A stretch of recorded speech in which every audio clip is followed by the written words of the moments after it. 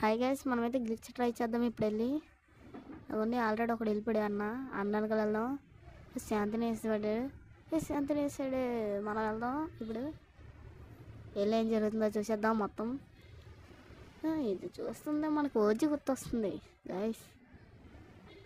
కిందకెళ్ళి నార్మల్గా ఉంటుందో ఎలా ఉంటుందో చెక్ చేద్దాం గైస్. డింగు డింగు డింగు డింగు డింగు డింగు